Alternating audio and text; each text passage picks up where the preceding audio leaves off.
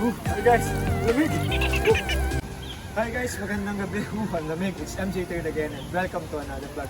So today, I'm quite excited to share with you my diet and meal plan. Hi guys, kumusta kayo? Well, sabi ko last time, diba, I'll be filming my diet meal para ma-share ko sa inyo kung anong klase ng pagkain na tinitake ko on a daily basis from breakfast, lunch, and dinner na sana magamit nyo din, sana ma-follow nyo din kasi hindi naman siya expensive kasi nga I understand na medyo may kamahalan sa Pilipinas sa atin mga Pinoy ang diet meal, di ba? So ito, yung share ko sa inyo is very cost-effective meal. Pwede nyo bilhin sa mga supermarket o sa palengke mismo para mas mura and sana ma-follow nyo. Okay? So guys, today ipapakita ko sa inyo ang diet meal ko. Kung anong klase ng pagkain yung kinakain ko sa umaga, tanghalian at hapunan. So magtagtataka kayo kasi nga may mga friends tayo na nag-ask ano bang klase ng pagkain yung pwede nilang kainin. Kasi nasa tabi tayo ng daan, so narinig natin yung mga sasakyan. So yun, nakita nyo, medyo malakas yung ulan. And ayan, huwag naman de bro. Yeah, honest. Okay, so yun nga. Nagka sa mga friends natin kung ano bang klase ng pagkain yung pwede nilang i-take. Since nag-start sila mag-exercise, gusto nila mag-lose ng weight, especially ng body fats, and mag-gain din ng muscle mass in particular. So itong diet na i-share ko sa inyo is yung pagkain na kinakain ko. Since ang goal ko actually is mag-shed ako ng body fat. Always remember na napaka-importante ng pagkain, ng nutrients na pumapasok sa katawan natin para ma-achieve natin yung klase ng body na gusto natin. Diba sabi ko nga sa inyo previously, it's more of 30% workout and 70% diet. It doesn't really matter whether you work out every single day, pero kung ang pagkain mo naman is more on junk food or fast food, then most likely mahirapan tayo ma-achieve yung goals natin. So yun guys, umpisahan natin ang first meal of the day, dinner. I mean breakfast. Breakfast, yeah, that's what I meant. Ayun nga, kape, oatmeal, and banana. Okay? So, mamunti ng breakfast ko, no? Kasi medyo nagtitipid ako. Hindi, biro lang. Bukod sa nagtitipid din naman ako, totoo naman yun. Dahil syempre, mahirap na medyo, especially sa panahon ngayon, importante na we're spending our money wisely. Pero at totoo, ito yung tinitake ko for breakfast, of course. Pag hindi ako masyadong gutom, pagkagising sa umaga, nagtitake lang ako ng black coffee. 9 o'clock nagba-black coffee na ako. So pag medyo nagutom ako, maybe 9:30 to 10, ito, sinusundan ko ng oatmeal. Oatmeal with banana. Okay? So actually, para naman hindi kayo magsawa everyday, puro na lang oatmeal at banana, di ba? So minsan pwede nyo siyang haluan ng berries, like may blueberries kayo, strawberry, or anything na, any fruit na pwede nyo i-combine sa oatmeal nyo. Pwede yun, pero kasi ang nasa $4, parang gano'n, isang ganyan, no? Isang pack ng blueberry, $4 to $6 dito, kaya may kamahalan, kaya nag-stick lang ako sa banana and sa oatmeal and honey, yun, nilalagyan ko pala ng honey. So most of the time, ito lang yung breakfast ko. Very easy, alam mo yan.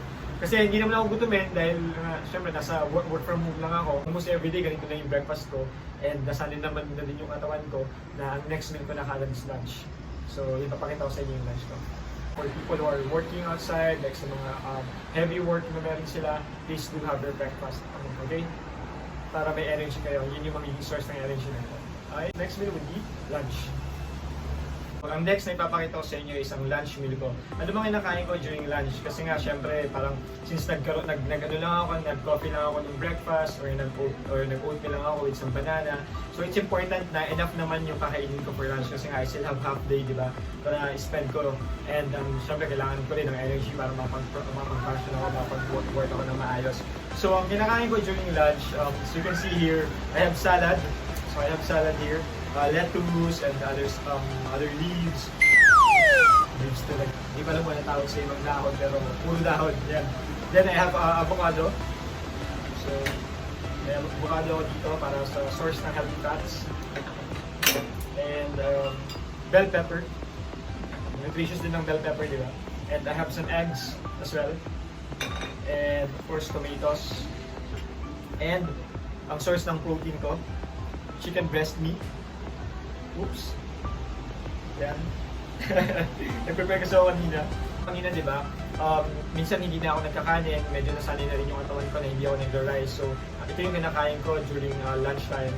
Since gusto ko ma-achieve kaagad yung result na gusto ko para makapag-share din ako and maiwasan ko yung too much carbohydrates din. And ayun, so dito ako nag-stick sa ganitong klase ng meat. Ginagawa ko, di ba, wrap instead of chicken meat. So, minsan puro eggs lang yung nilalagay ko or minsan tuna. Century tuna. Pwede ka mag-tuna or tofu. Pwede ng tofu. So, yun pwedeng maging source of protein. And so sa akin, every day, it's either I get fish or egg, chicken, tofu for lunch na binabalot ko dito. Yan lang sa lot ko. With some vegetable and salad. So, importante pa din na tama yung amount na kinakain natin. Like for example, ito, di ba, isang one shot kakainin mo. So, it's not healthy din.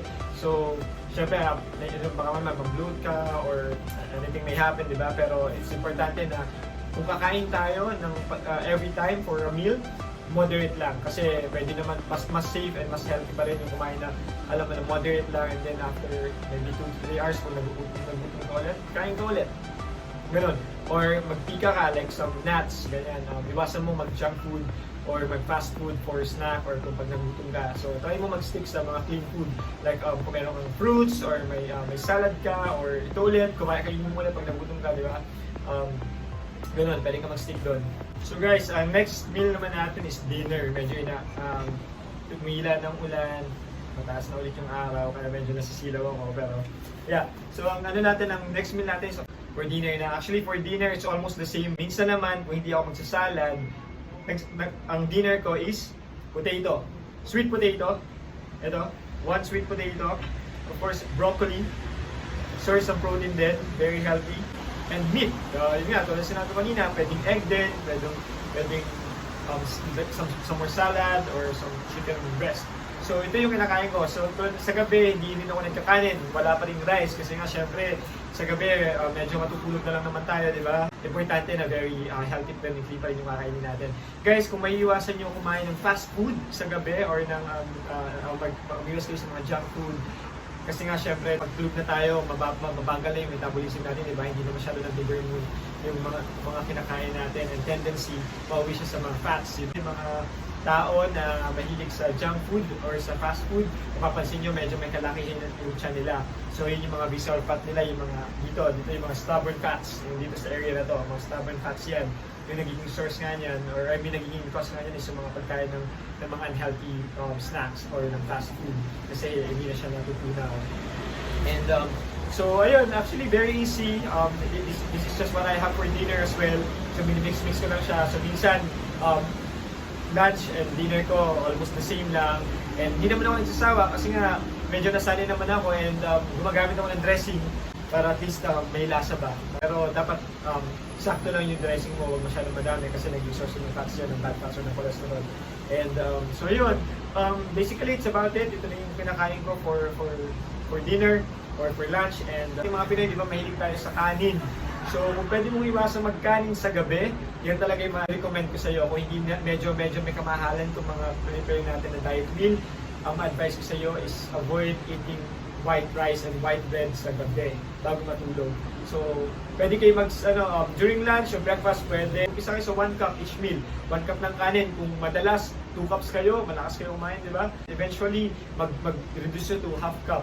So, ayun, pwede naman, tulad sa sabi ko, pwede natin kainin ng anything na gusto natin as long as it's moderate and it's healthy pa din, di ba? Nag-stick tayo sa mga real food talaga. And sana guys, may natutunan kayo today.